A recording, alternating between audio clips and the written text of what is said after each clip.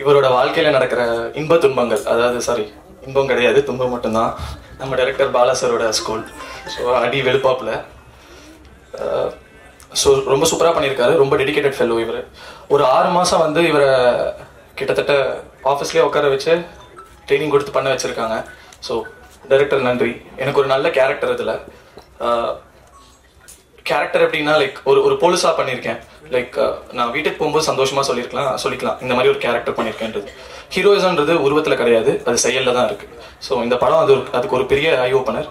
வாய்ப்பு கொடுத்தது நன்றி. தேங்க்ஸ். நன்றி. அடுத்ததாக நாம் பேச அழைக்கிறோம். ட்ரிப் படம் மூலம் இவரது முகம் அறிமுகம். மதிமாறன் படத்தில் முக்கிய கதாபாத்திரத்தில் நடித்த நம்பிக்கை நடிகர் பிரவீன்குமார் அவர்களை உங்கள் முன் பேச அழைக்கிறோம்.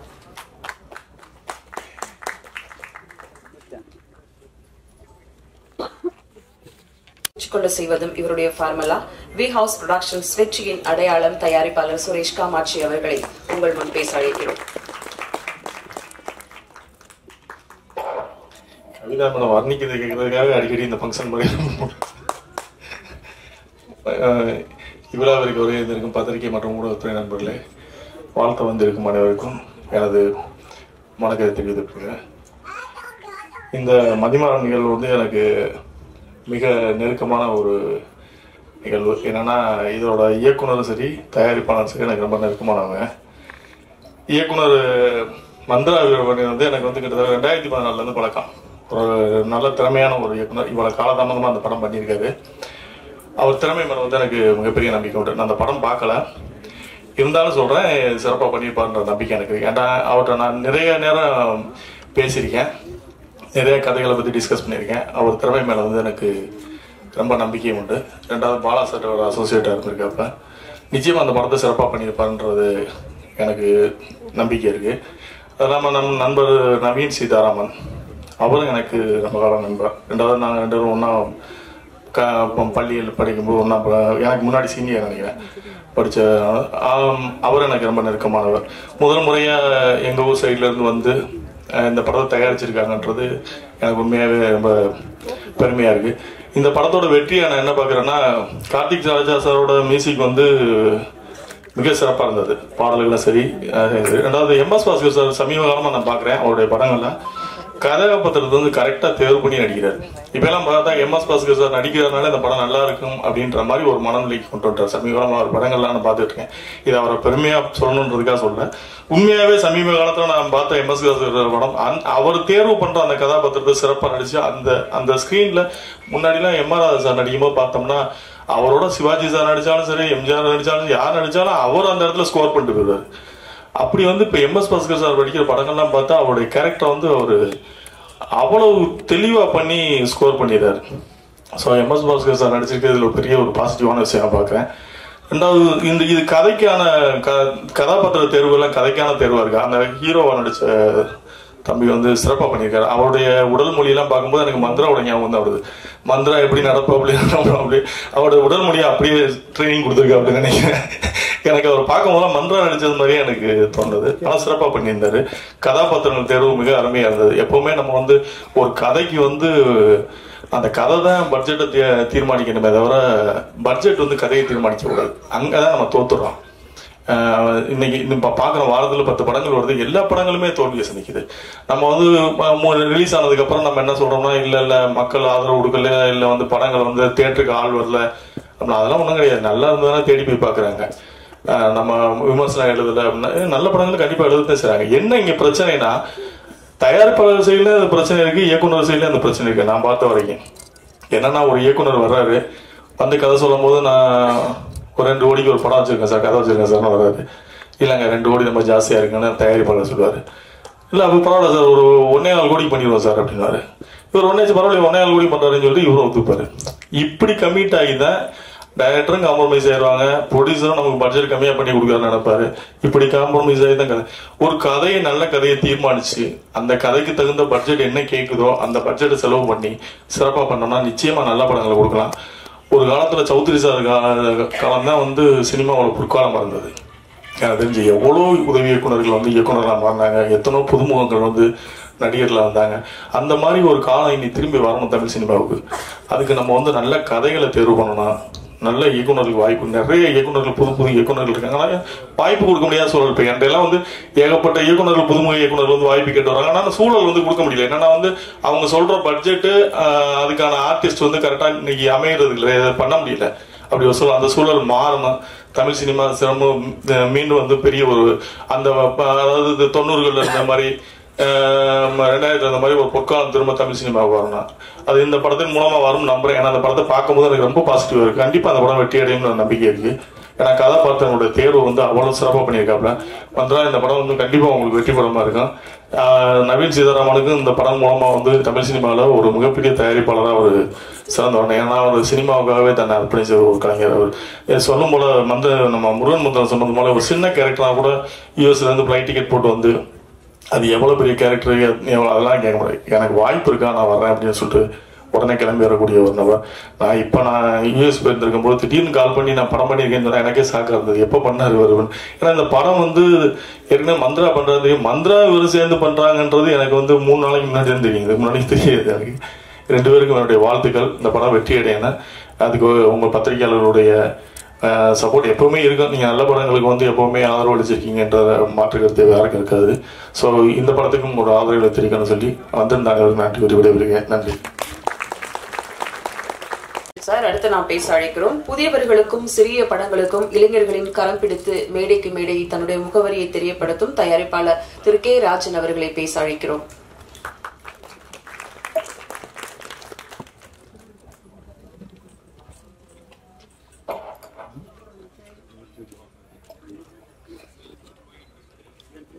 வாழிய செந்தமிழ், வாழ்க நற்றமிழர், வாழிய பாரத மணித்திரு நாடு. இந்த நிகழ்ச்சியிலே கலந்து கொள்வதிலே மிகுந்த மகிழ்ச்சி அடைகிறேன். ஒரு வித்தியாசமான விழா.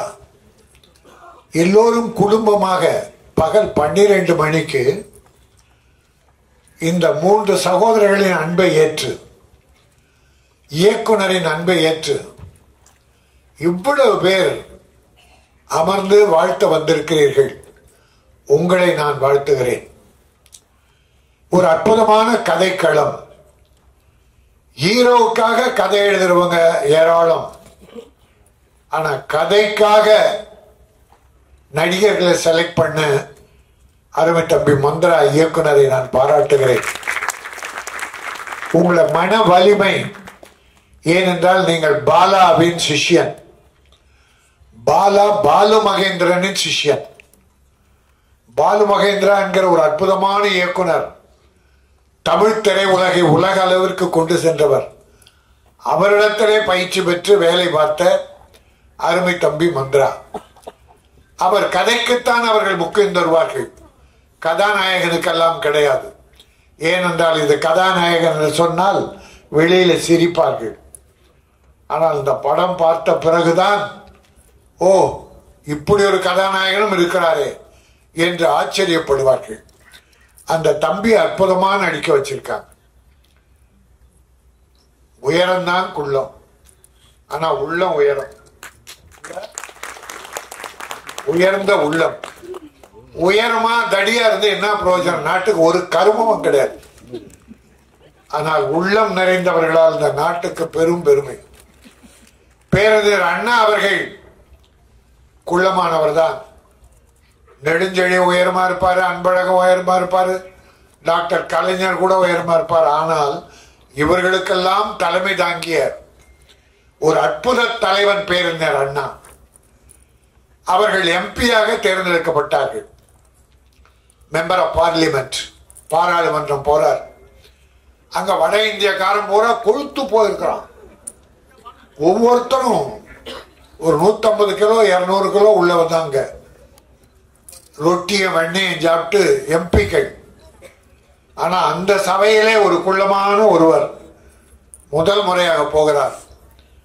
அவரை அப்போ கிருஷ்ணமாச்சாரியார், டி கிருஷ்ணமாச்சாரிய மாபெரும் பொருளாதார நிபுணர். கிருஷ்ண மேனன் ராணுவ மந்திரி, மிகப்பெரிய பேச்சாளர், 2 மணி நேரம் பேசுவார் உலக வழக்குகளை. நேரு பிரான் பிரைம் மினிஸ்டர், அந்த அவைக்கு முதல் முறையாக ஒரு குள்ளமான அண்ணா உள்ளே போறார். எல்லாரும் கிண்டல் கேலி நகைக்கிறார்கள். இவர் ஒரு எம்பியா, தமிழ்நாட்டில இருந்து வந்தாரா? அண்ணா பேசுகிற வாய்ப்பு கிடைத்தது. 10 நிமிஷம் தான் டைம், 10 நிமிஷம். அண்ணா பேச ஆரம்பிச்சார், ஆங்கிலத்திலே பேச ஆரம்பிச்சார். பேச பேச அருவி கொட்டுவதை போல ஆங்கில வார்த்தைகள், புத்தம் புதிய வார்த்தைகள் எல்லாரையும் நிகழ்விக்கிறது. நேரு அசந்து போனார். சபாநாயகர் பெல் அடிச்சு டைம் ஆயிடுச்சுன்னார். ஆனால் நேரு சொன்னார், நோ, லெட் ஹிம் ஸ்பீக், அவர் பேசட்டும் என்று ஒரு ஸ்பெஷல் பர்மிஷன் கொடுத்து அண்ணாவை பேச வைத்தார்கள். அங்கே உருவம் தழைக்கவில்லை, உள்ளம், அறிவு, அது வெற்றி பெற்றது. நம்முடைய ஜனாதிபதியாக இருந்தவரே உலகத்தில் விஞ்ஞானத்தை கொண்டு போனாரே, ராக்கெட் கொண்டு போனாரே, பொக்ரானில் அணுகுண்டு வெடித்தாரே, ஒரு ஒல்லியான அப்துல் கலாம். அப்துல் கலாம் அவரை பார்த்தால் உலக அழகன் அப்துல் கலாம் தான். அழகு போட்டி நடக்கிறது என்றால் உடலை பார்த்து மட்டுமல்ல, அறிவை பார்த்து. அப்துல் கலாம் ஒரு முறை சொன்னார், ஐ எம் நாட் ஹேண்ட்சம், நான் பெரிய அழகன் அல்ல, but I can give my hands to somebody who wants my help. என்னுடைய உதவி யாருக்கு தேவையோ அவர்களுக்கு கரம் நீட்டுவேன், நான் அழகன் அல்ல. எல்லாரும் கேட்பாங்க, நீங்க எந்த அழகு யாரு? ஐஸ்வர்யா அழகுன்னுவான், குஷ்பு அழகுன்னுவான், தேவயானை அழகுன்னுவான். ஆனா அவங்க அம்மா அழகுன்றது அவனுக்கு தெரியறதில்லை. தன்னை பெற்ற தாய், தன்னுடன் பிறந்த சகோதரிகள் அழகும் அறிந்து நிறைவந்தவர்களை விட்டு விட்டு யாரையோ எங்கேயோ இருக்கோலாம் அழகு அழகுன்னுவான். அவ்வளவு கேவலமாக விட்டது. அழகு என்பது உடலில் அல்ல, அவன் செய்கிற தொண்டில், அவனுடைய அறிவில். அப்படித்தான் நாகர்கோயில்ல ஒரு ஊனமற்றவர் என்பதை நம்முடைய டாக்டர் கலைஞர்கள் மாற்றி ஊனமற்றவர் என்று பேசக்கூடாது, மாற்றுத்திறனாளிகள், திறனாளிகள், மாற்றுத்திறனாளிகள் என்று சொல்ல வைத்தவர் டாக்டர் கலைஞர் அவர்கள். அப்படி எத்தனையோ மாற்றுத்திறனாளிகள் சாதித்துக் கொண்டிருக்கிறார்கள். முன்ன மாதிரி இல்லைங்க, அந்த வெக்கப்படுறது, கூச்சப்படலாம். இந்த பிள்ளைய, சின்ன பிள்ளைய, அவருடைய சகோதரி தைரியமூட்டிய தாழ்வு மனப்பான்மையை குறைத்து அவனை வாழ்க்கையில் வெற்றி பெற செய்கிற அந்த டயலாக் பூரா பிரமாதமான டயலாக், வாழ்க்கையில் நம்பிக்கையை ஊட்டுகிற டயலாக், ஒவ்வொன்றும் அற்புதமான டயலாக். அந்த தம்பி, அதுவும் படம் எடுக்க வந்தவங்க நவீன் சீதாராமன், பாலா சீதாராமன், லெனின் பாபு, 3 பேரும் அண்ணன் தம்பிகள். தம்பி, உங்க குடும்பம் நல்லா இருக்கணும் தம்பி, நல்லா இருக்கணும். அண்ணன் தம்பிங்க 3 பேரும் என்னை பார்க்க முந்தா நாள் வந்தாங்க. ஒருத்தர் ஏதோ ஹாஸ்பிட்டல்ல ஒர்க் பண்றாரு, அப்பல் ஹாஸ்பிட்டல். ஒருத்தர் வக்கீல், ஒருத்தர் அமெரிக்காவில் நடிக்கிறார், திரையுலகில் தான் இருக்கார். அவர் சொன்ன வார்த்தை, இந்த கதையை அவர் சொன்னார், அந்த டெல்லிங், ஸ்டோரி டெல்லிங் மெத்தட், அதை சொல்லுகிற விதம் என்னை மிக கவர்ந்தது. அந்த தம்பி தமிழ்நாட்டில் படம் பண்ண போறேன், அதான் என் லட்சியம். அமெரிக்கா எனக்கு முக்கியம் அல்ல, நான் நினைத்தால் மாதத்துக்கு ஒரு முறை தமிழகம் வந்து என் தாய் நாட்டை பார்த்து விட்டு தமிழை பேசிவிட்டு தான் போகிறேன் என்று அவர்கள் சொன்னார்கள். அந்த கதை, இந்த கதையை எனக்கு ஒரு 10 லைன் சொன்னார். அவருக்கு அந்த அறிவு திறன் இருக்கிறது, இயக்குகிற திறன் இருக்கிறது. எனக்கு ஏன்னா இப்படிப்பட்டவங்க வந்தா தமிழ் சினிமா செழிக்கும். சில புரோக்கர் மாதிரி வந்துகிட்டு ஒரு 40% பேர் அடுத்தவனை ஏமாற்றி பிழைக்கிறதுக்குனே சினிமா இருக்கு. சினிமா கெட்டு போனதுக்கு காரணம் இந்த ஒரு 40% ஏதாவது தின்னு எவனாவது ஏமாற்றி எந்த அசிங்கத்தாவது தின்னு வாழ்ந்தா போதும்னு நினைக்கிறான். அதனால்தான் சினிமா கொஞ்சம் கெட்ட பேர். ஆனால் சினிமா லட்சியம் உள்ளவர்கள் இருக்கிறார்கள். அந்த லட்சியம் உள்ளவர்களால் தான் இன்றைக்கு சினிமா போற்றி புகழப்படுகிறது. அதுவும் தமிழ் சினிமா புனிதமானது, அற்புதமானது.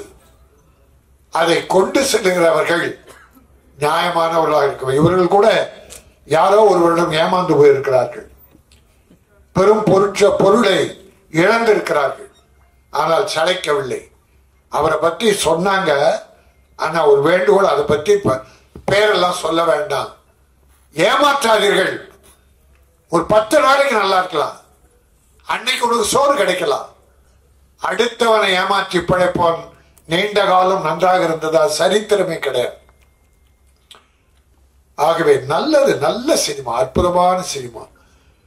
நாம் எத்தனை பேரை வாழ வைக்கிறோம். இந்த 3 சகோதரர்கள் வந்தார்களே, எத்தனை தொழிலாளிகள் வாழ்ந்திருக்கிறார்கள், எத்தனை கலைஞர்கள் வந்திருக்கிறார்கள்.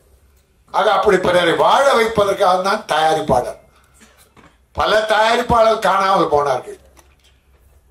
300 படம் தயாரிக்கிறாங்கன்னா 280 பேர் காணோம், ஒரு 20 பேர் தப்பிச்சு நிக்கிறாங்க. அப்படி இருக்கிற சினிமாவில் துணிச்சலோடு இந்த சினிமாவில் நான் வெற்றி பெறுவேன் என்ற நோக்கத்தோடு அண்ணன் தம்பிகள் 3 பேரும் ஒற்றுமையாக இருந்து, அதில் பாலா சீதாராமன் வந்து கவிஞர், வழக்கறிஞர் அன்று கவிஞர், 3 அண்ணன் தம்பிகள் ஒன்னா இருந்து கலந்து பேசி காரியம் செய்கிறாங்க. திட்டமிடுதல் அற்புதம், திட்டமிடுதல் அற்புதம். நான் இங்கே ஒன்றை சொல்ல வேண்டும். ஒரு முறை ஒரு விழா நடக்கிற போது எங்களுடைய திரைப்பட தயாரிப்பாளர் சங்கத்தின் பொருளாளர் சந்திரபாத் ஜெயின், அவர் ஃபைனான்சியர் அண்ட் ப்ரொடியூசர், இப்ப தயாரிப்பாளர் சங்கத்தில் பொருளாளர் இருக்கார். நல்ல மனிதர். நிறைய படங்கள், 100க்கு மேற்பட்ட படங்கள் ஃபைனான்ஸ் பண்ணியிருக்கார். அவர் ஒரு படம் எடுத்தார், தலைவா. அந்த தலைவா படத்துக்கு ஒரு அப்போ பதவியில் இருந்தவங்க பழி வாங்கினாங்க ஹீரோவை, அது வேற.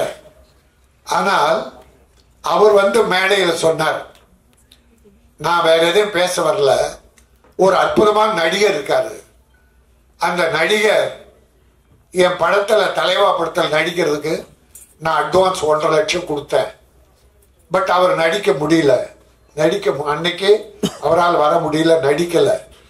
ஆனால் 1 மாதம் கழித்து அந்த நடிகர் என்னை தேடி வந்து, நான் கொடுத்த 1.5 லட்சத்தை இந்தாங்க வச்சுங்க, உங்க படத்தில் என்னால் நடிக்க முடியல என்று சொல்லி திருப்பி கொடுத்தவர். அவரை போன்ற நடிகர்கள் நாட்டுக்கு வேணும்னார். அவர் தான் தம்பி MS பாஸ்கர். சந்திரபாபு ஜெயின் வந்து மேடையில் அது மட்டும் பேசதான் வந்தேன். ஏன்னா இது ஏன் சிறப்பு பெறுதுன்னா, அட்வான்ஸ் வாங்கி நடிக்காமலே வேற படத்துக்கு அதிக சம்பளம் கொடுக்கிற படத்துக்கு போயிட்டு இதுக்கு நடிக்க மாட்டான், வாங்கின படத்தை திருப்பி கொடுக்க மாட்டான். நிறைய நடிகர் இருக்கான், நிறைய நடிகர்கள். எங்கிட்டே 3 நடிகர்கள் ரொம்ப வேண்டியவங்க 2 லட்சம் 1 லட்சம் 3 லட்சம் வாங்கிட்டு நடிக்கல, கொடுக்கல. கேட்டா இல்லைண்ணே அந்த டேட்டு எக்ஸ்பயர் ஆயிடுச்சான், தேதியை விற்கிறானுங்க. 3 நாள் டேட் வாங்குறோம், அந்த தேதியில மழையோ வெள்ளமோ ஏதோ வரல, அப்போ நடிக்க முடியல. நான் தான் தேதி கொடுத்தா நீங்க நடிக்கலண்ணே, எடுக்கலண்ணே, அதனால ஃபைனா. பாவி ப்ரொடியூசர் கஷ்டப்படுறான், உனக்கு பணத்தை கொடுத்துட்டு சாப்பாட்டுக்கு இல்லாம கஷ்டப்படுது குடும்பம். ஒரு இறக்கம் உள்ள கிடையாதா? எவ்வளவு நாள் நல்லா இருக்க போறீங்க அடுத்த பணத்தை வச்சுக்கிட்டு? ஆகவே ஒரு நல்ல நிகழ்ச்சி இங்க எங்கேயோ போகுது ரூட்டு. ஆனால் இந்த மதிமாறன் என்கிற படம் முக்கியமான விஷயம் இப்பதான் இந்த தமிழ் உலகத்தை இசைத்துறையில் உலகளாவில் ஓக்கி செலுத்து சென்ற இசைஞானி இளையராஜாவின் மகன் கார்த்திக் ராஜா, அவருடைய அற்புதமான இசை.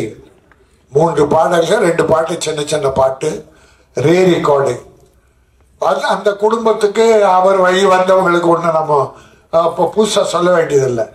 அது பாராட்டு மழை பொழிந்த அதில் நனைந்து கொண்டிருக்கிற குடும்பம். அவர் அப்பாவும் சரி பிள்ளைகளும் சரி. அந்த தம்பி இங்க ப்ரொடியூசர் ஒத்துழைத்து அற்புதமா படம் பண்ணி கொடுத்துருக்காரு. அவர் தான் இன்றைக்கு ஹீரோ. அவரை நான் மனதார பாராட்டுகிறேன். இதை விட இன்னொன்னு பாராட்ட போறேன். இதுல பாருங்க, சால்வே யாருக்கும் போடல.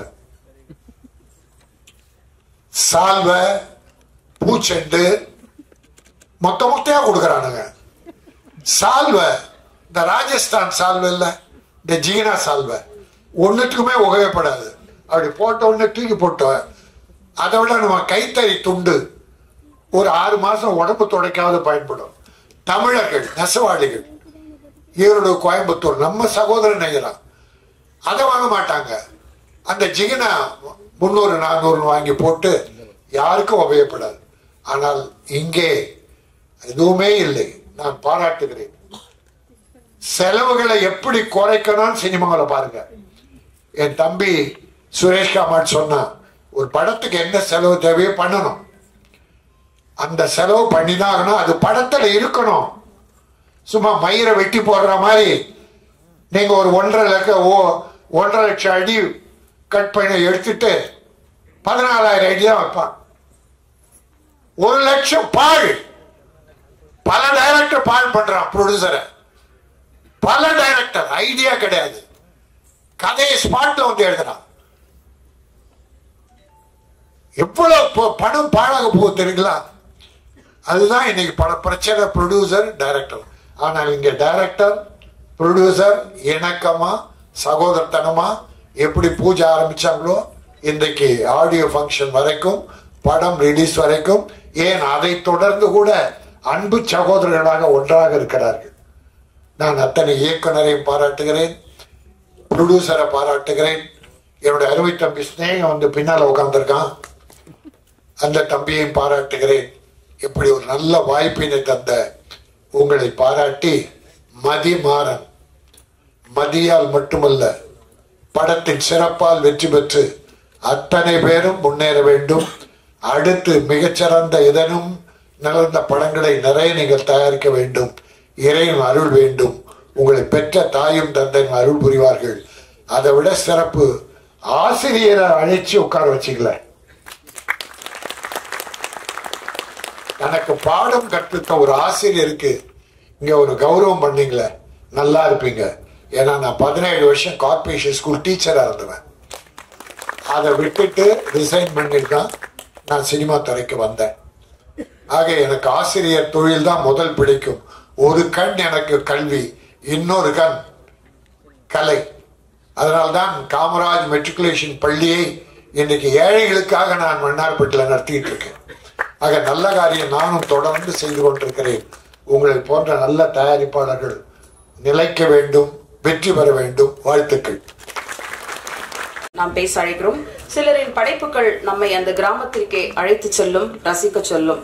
அந்த வகையில் சுந்தர பாண்டியன் ஒரு அற்புதமான படைப்பை கொடுத்த, நம்மில் மறக்க முடியாத படத்தை கொடுத்த இயக்குனர் 96 என்றும் அழியாத காடல் பாடம் கொடுத்த தயாரிப்பாளர் திரு எஸ். நந்தகோபால் அவர்களை பேச அழைக்கிறோம். நான் பேசுறதுலாம் ஒண்ணுமே கிடையாது. மதிமா டைரக்டர் மந்த்ரா ஒரு தெளிந்த நீரோடை போல ரொம்ப சிறப்பாக பேசினார். ரொம்ப மகிழ்ச்சி. அந்த தெளிந்த நீரோடை போல இந்த படமும் இருக்கிற நம்பிக்கை எனக்கு, அந்த நம்பிக்கை இருக்குது. இந்த படம் மிகப்பெரிய வெற்றி அடையணும். இந்த தயாரிப்பாளர்கள் வந்து சகோதரர்கள் 3 பேரும் சொன்னாங்க. என்னையும் சேர்த்திங்க. இதில் 4வது சகோதரனா நான் அவர் கூட ரொம்ப நாள் பயணிக்கிறேன். நவீனாட்டா சொல்லி என் நண்பன் பாலாவர்னா சொல்லி, அவர் பிரதர் லெனினாட்டா சொல்லி நீண்ட நாள் நண்பர்கள். எல்லாம் கிட்டத்தட்ட 7-8 வருடம் 10 வருடமும் நண்பர்களாக இருக்கும். அவங்களுடைய உள்ளத்துக்கும் இயக்குனருடைய தெளிவான டைரக்ஷனுக்கும் இந்த படம் மிகப்பெரிய வெற்றி அடையணும். மேடையில் அமைந்திருக்கும் அத்தனை பெரியவங்களுக்கும் மனமாற இந்த படத்துக்கு வந்து வாழ்த்துக்கு மிக்க மகிழ்ச்சி. நன்றி நன்றி நன்றி நன்றி சார். அடுத்து நாம் பேச அழைக்கிறோம். இசை பிதா மகனின் 7 ஸ்வரம் நீங்கள், பாமரனுக்கும் பணக்காரனுக்கும் பாட்டு வைத்தியம் தரும் ராஜகீதம், பூக்கள் எல்லாம் ரசிக்கும் அந்த பூக்களுக்கே பிடிக்கும் உங்கள் பாடல்கள், கவிதைகள் சொல்லவா உன் பெயர் அல்லவா. அழைக்கிறோம் கார்த்திக் ராஜா இசையமைப்பாளர் அவர்களை.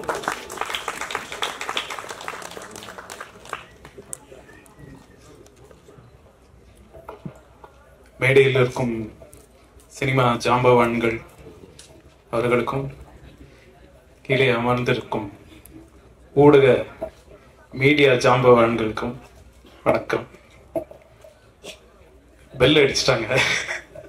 ஸோ எனக்கு இந்த படம் நல்லா வருங்கிற ஒரு நம்பிக்கை எப்படி இருக்குன்னா, காலையில் தற்செயலாக நம்ம ஓதுவர் ஃபோன் அடித்தார். நீங்கள் உடனே இந்த ஃபங்க்ஷனுக்கு வாங்க அப்படின்னு சொல்லி அவர் ஊருக்கு கிளம்பிட்டு இருந்தார். ஓதுவர்னா அவர் வந்து டெய்லி அண்ணாமலையார் முன்னாடி பாடிட்டு இருக்கிறவர். அவர் வாழ்க்கையிலே ரொம்ப கொடுத்து வச்ச ஒரு உயிர்.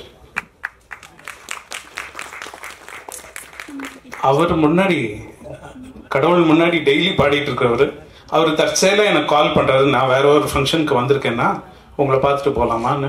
இல்லை நான் இந்த ஃபங்க்ஷனில் இருக்கேன் வாங்க நீங்கன்னா வந்து இங்கே வந்து கடவுள் வாழ்த்து பாடினாரு. அவர் வந்து இந்த ஃபங்க்ஷனில் வந்து கடவுள் வாழ்த்து பாடினது இந்த படம் நல்லா வருங்கிற எனக்கு நம்பிக்கையை கொடுத்துருக்கு. ஸோ அதோட இந்த பேச்சை நிறுத்திக்கிறேன். நம்ம ப்ரொடியூசர் வாங்க, தயவு செஞ்சு நீங்கள் கீழே வாங்க sir please. Lenin Babu sir, இவர் தான் backbone of this movie.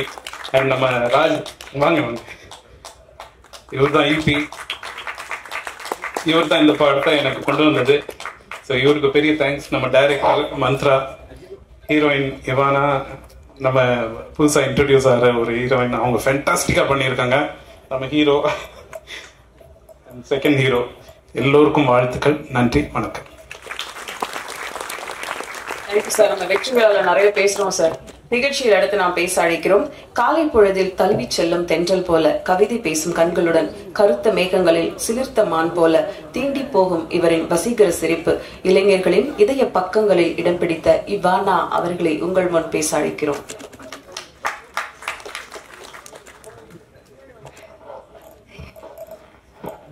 எல்லாருக்கும் வணக்கம். ஃபர்ஸ்டா நான் சாரி கேட்டுக்கிறேன். கொஞ்சம் சில காரணங்களால லேட்டாக தான் வர முடிஞ்சிச்சு, சாரி. ஆக்சுவலி எனக்கு தெரிஞ்ச என்னோட டீம் இப்போ ரொம்ப ஹாப்பியாக இருப்பாங்கன்னு நினைக்கிறேன். என்னன்னா ஆல்மோஸ்ட் ஆஃப்டர் 3 years இந்த படம் ரிலீஸ் ஆகுது. நாங்கள் 2021 ஸ்டார்ட் பண்ணது, ஷூட்டிங் எல்லாம் முடிச்சுட்டு கொஞ்சம் நாளாக ரிலீஸுக்காக வெயிட் பண்ணிட்டு இருந்தோம். ஸோ லவ் டுடே எல்ஜிஎம்க்கெல்லாம் ரொம்ப முன்னாடி பண்ண படம் இது. And finally Mathimaran is getting released. And நாங்கள் எல்லாரும் ரொம்ப ஹாப்பியாக இருக்கோம். இதில் எனக்கு தெரிஞ்ச மந்த்ரா சேட்டன் தான் எல்லாரையும் விட ரொம்ப ரொம்ப ஹாப்பியாக இருப்பாங்க. ஏன்னா எனக்கு நாச்சியார் டைம்லேருந்து அவங்கள தெரியும். அப்போ வந்து பாலு சாரோட ஏடியாக ஒர்க் பண்ணிட்டு இருந்தாங்க. ஸோ நாச்சியார் பண்ணும்போது அவங்க சொன்ன மாதிரி எனக்கு தமிழ் சுத்தமாக தெரியாது, அவங்களுக்கு மலையாளம் தெரியும். ஸோ அந்த கம்யூனிகேஷன் எல்லாம் அவங்க இருந்ததுனால தான் எனக்கும் கொஞ்சம் ஈஸியாக இருந்துச்சு. ஸோ அப்போது ஸ்டார்ட் பண்ண ஃப்ரெண்ட்ஷிப் ஒரு 6 வருஷமாக அது போயிட்டுருக்கு. எனக்கும் என்னோட ஃபேமிலிக்கும் அவங்க ரொம்ப ரொம்ப க்ளோஸு. அண்ட் நாச்சியாருக்கு அப்புறம் எனக்கு வந்து இண்டஸ்ட்ரி பற்றி அவ்வளோ நாலேஜ் எல்லாம் இல்லை. லைக் எந்த மாதிரி படம் பண்ணணும், இல்லை எப்படி டிசிஷன்ஸ் எடுக்கணும், ஒன்றுமே தெரியாது. ஸோ அந்த டைம்லலாம் மந்த்ரா சேட்டன் தான் எனக்கு ஒரு வெல்விஷராக இருந்தாங்க. அப்படி இருக்கும்போது தான் ஒரு நாளைக்கு அவங்க கால் பண்ணிட்டு அவங்களோட முதல் படம் பண்ண போகிறாங்க, இந்த மாதிரி தான் ஸ்கிரிப்ட் இருக்குது, இந்த கதாபாத்திரம் உனக்காக எழுதினேன் அப்படின்னு என்கிட்ட சொன்னார். அது எனக்கு ரொம்ப ஹாப்பியான ஒரு விஷயமா இருந்துச்சு. I felt very excited. So நீங்கள் ட்ரெய்லர் எல்லாம் பார்த்துருப்பீங்க. இந்த படத்தில் ஹீரோ வெங்கட்டோட ட்வின் சிஸ்டராக ஒரு ரோல் பண்ணியிருக்கேன். இந்த படத்தில் பாடி ஷேமிங் பற்றி இந்த படம் பேசுது. அண்ட் அப்படி ஒரு இமோஷ்னல் ஃபேமிலி ட்ராமாவாக இருக்கும் இந்த படம். அண்ட் இந்த கான்செப்டை எடுத்து இந்த ப்ரொடியூஸ் பண்ணுறதுக்கு எங்களோட ப்ரொடியூசர் லெனின் பாபு சார் ரெடியாக இருந்தாங்க. So thank you to GS cinema international இந்த படம் ப்ரொடியூஸ் பண்ணுறதுக்கும் டு ஜிஎஸ் பிரதர்ஸ். அண்ட் இந்த படத்தில் வந்து எங்களுக்கு ராஜா மாதிரி கார்த்திக் ராஜா சார் இருக்கார். அவங்க ரொம்ப அழகாக இந்த படத்துக்காக மியூசிக் சாங்ஸ் எல்லாம் பண்ணி கொடுத்துருக்காங்க. Thank you sir. அண்ட் நம்ம நாச்சியார் சூரராய் போற்றெல்லாம் எடிட் பண்ண சதீஷ் சூர்யா சார் எடிட்டிங் பண்ணியிருக்காரு. ஸோ என்னோட co actors Venkat, Praveen, M S Bhaskar sir, Aaradhya, Sudarshan, எல்லாருக்குமே என்னோட பெஸ்ட் விஷஸ். நீங்கள் எல்லாரும் ரொம்ப நல்லா பண்ணியிருக்கீங்க படத்தில். ஸோ என்ன சொல்கிறது, ஒரு 3 வருஷத்துக்கு அப்புறம் எல்லாரும் இந்த படத்துக்காக கொடுத்த எஃபர்ட்ஸ், ஹார்ட் ஒர்க், ஸ்ட்ரகிள் எல்லாமே இப்போது நீங்கள் வந்து பார்க்க போகிறீங்க. Don't judge a book by its cover அப்படிங்கிற ஒரு மெசேஜ் கொடுத்து மந்த்ரா சேட்டன் இந்த படம் எழுதி டைரக்ட் பண்ணியிருக்காரு. ஸோ நீங்கள் எல்லாரும் பார்த்துட்டு அந்த மெசேஜை பாசிட்டிவாகவும் சீரியஸாகவும் எடுத்துப்பீங்கன்னு நான் நம்புகிறேன். அண்ட் இங்கே வந்திருக்கிற எல்லாருக்கும் என்னோட ஒரு பெரிய நன்றி. Thank you so much. அடுத்து நாம் பேச அழைக்கிறோம். திறமைகள் பல இருந்தும் தீண்டும் உருவக்கேலி, காற்றில் பறக்கும் சுதந்திரமின்றி பதுங்கி ஒதுங்கும் பருவ வயது, இந்த உயரமே தமிழ் சினிமாவில் அயலான் கொண்டு போகும் அடுத்த இடம். சமீப காலமாக பேசப்படும் உருவ அடையாளங்களில் இருந்து மாறுபடும் இந்த மதிமாறன் உங்களில் ஒருவன் மதிமாறனாக கேலிகளும் போலிகளுமாக நிறைந்த இந்த படத்தை அடையாளம் காட்டும் என்று அழைக்கிறோம் வெங்கட் செங்குட்டுவன் அவர்களை. எல்லாருக்கும் வணக்கம். என் பேர் வெங்கட் செங்குட்டுவன். நான் ரொம்ப இடத்துக்கு வரும்ல, இந்த பையன் எப்படியாவது முன்னேறிடுவான் அப்படின்னு எனக்கு நம்பிக்கை வரத்துக்கு முன்னாடி நிறையா பேருக்கு அந்த நம்பிக்கை இருக்குது. அவங்க எப்படியாவது இந்த பையன் ஜெயிச்சிடணும் அப்படின்னு நினச்சிக்கிட்டே இருக்காங்க. அவங்க எல்லாருக்கும் நன்றி. எங்கள் அப்பா அம்மா எல்லாரையும் சேர்த்து தான் சொல்கிறேன். அப்புறம் இந்த படத்தை முழுக்க இந்த படத்துக்கு முக்கியமான ரீசனான மந்த்ரா சார் வந்து இவன் தான் ஹீரோன் இல்லை, இவனை வச்சு இந்த படம் பண்ணலாம் அப்படின்ற நம்பிக்கையை வந்து எனக்கு ஃபஸ்ட்டு கொடுத்தாங்க. ரெண்டாவது ஜியோ சினிமாஸ் அவங்க இந்த அளவுக்கு கொண்டாந்து நிறுத்துவாங்க நான் நினைக்கவே இல்லை. ஏன்னா யாருக்குமே ஃபஸ்ட்டு படம் இப்படி அமையாது. ஒரு 7 வருஷம் 8 வருஷம் ஸ்ட்ரகிளுக்கு அப்புறமேக்கு மொதல் படம் இப்படி கிடைக்கிறது எத்தனை பேருக்கு அமையும்னு தெரியல. அந்த விஷயத்தில் நான் ரொம்ப பிடிச்சி வச்சாங்க. ஊடக நண்பர்கள் எல்லாருக்கும் இந்த படத்தை எப்படியாவது என் பொதுமக்கள்கிட்ட கொண்டு போய் நீங்கள் சேர்த்துருங்கன்ற நம்பிக்கை எனக்கு இருக்குது. ஏன்னா எல்லாருமே கஷ்டப்பட்டுருக்கோம், எல்லாரும் மாதிரியும் கஷ்டப்பட்டுருக்கோம். ஸோ ஜெயிச்சிருவோம்னு நம்பிக்கை இருக்குது, ஜெயிச்சிருக்கோம். இப்போது ட்ரைலர் லான்ச் சிறப்பு விருந்தினர்கள் வெளியிட படக்குழுவினர் இப்போது பெற்றுக்கொள்வார்கள். K Rajan sir, Nandagopal sir, Max sir, Muruganandam எல்லாரும் ஸ்டேஜ்ல இருக்காங்க. ட்ரைலர் சார், கார்த்திக் சார் வாங்க.